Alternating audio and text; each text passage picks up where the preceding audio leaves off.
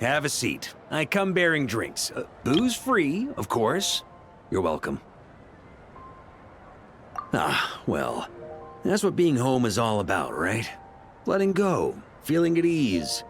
Figure we both deserve that after all this time. You think so? Glad to hear it. There's no place like home. That's what people say, right? The expedition took me far and wide, and still, little alcohol in my system, it would all come back. The cathedral, the statue, the windmills in the city, the pigeons and dandelions in front of the gate. The further away you get, the more you miss it. I might be biased, but it means a lot that you care about this place. I get that. The people are what make Mondstadt what it is, too. All the carefree kids running around, livening up the place. Which reminds me, I never thanked you for helping Mondstadt out back then. It takes a special person to do what you did. Most people are helpless in the face of abyssal corruption. Considering their target was Dvalin, things could have been bad. I suppose Barbados could have handled it, even though he hadn't been awake for long. But still, I doubt the ending would have turned out quite so perfect. Dvalin is family to him, you know? Having to choose between the dragon's life and Mondstadt's safety, that would have been cruel. Not to mention, the Wild Hunt would have reached our borders sooner or later.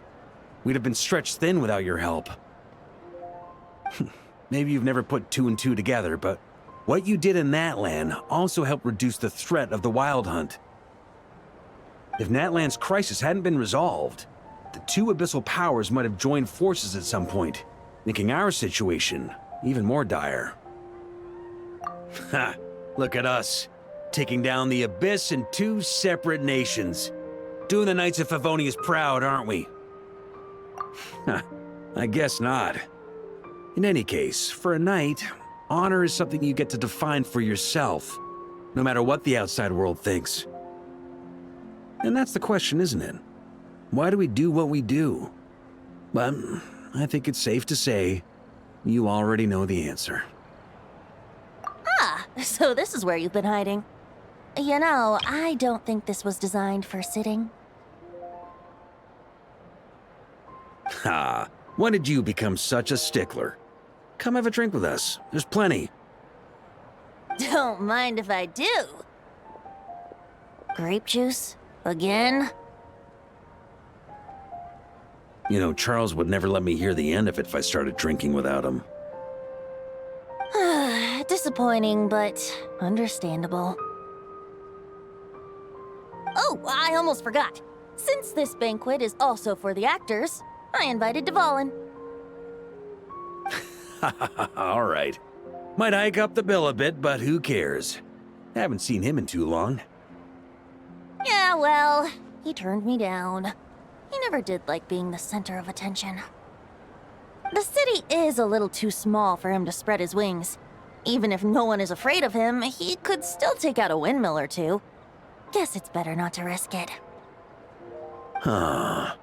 Maybe it's time to draft a proposal to build him a landing pad. The Traveler's right. If this is what makes him comfortable, might as well let him be. In the meantime, I propose a toast.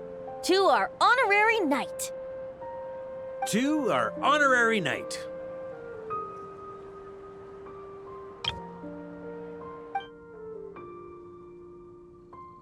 I often think about our parting at Windrise, you know. And now, almost in the blink of an eye, the final stop on your journey is just around the corner. Snezhnaya.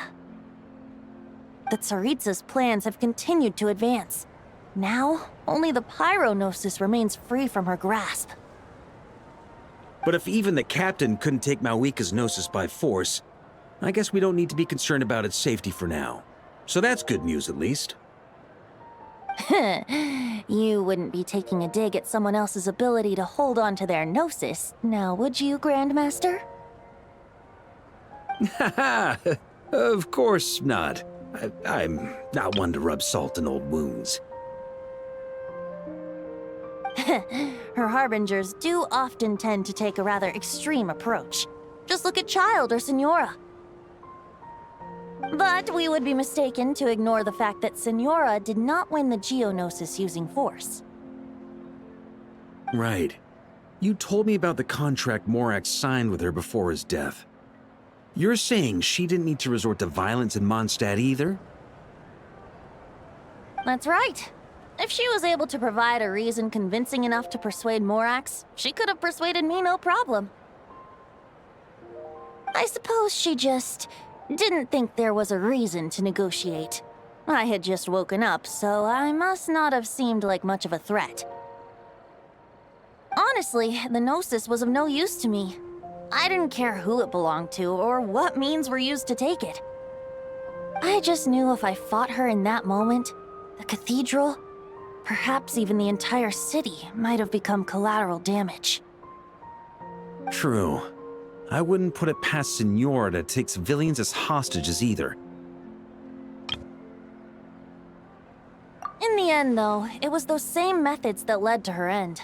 After all, her third target, the Raiden Shogun, wasn't a big negotiator back then.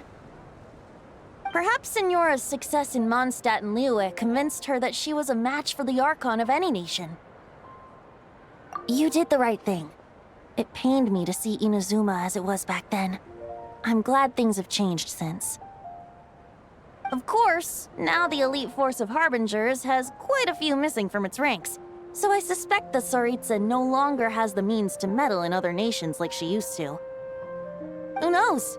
Perhaps a chance to formally meet her in Snezhnaya might come sooner than we think.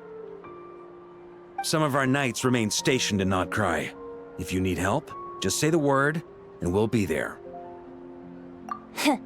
The look in your eyes. It's changed a lot since you first set off from Mondstadt. But my advice remains unchanged. Never forget that the journey itself has meaning, traveler. The birds of Tevat, the songs in the cities, the Tsaritsa, her Fatui and the monsters, they are all part of that journey.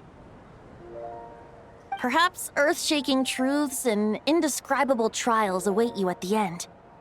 Just remember, there is more to life than that. All right, that's more than enough acting like a real archon for one night. And still, not a sip of drink for dear old Venti at a time like this? You're no fun, Varka.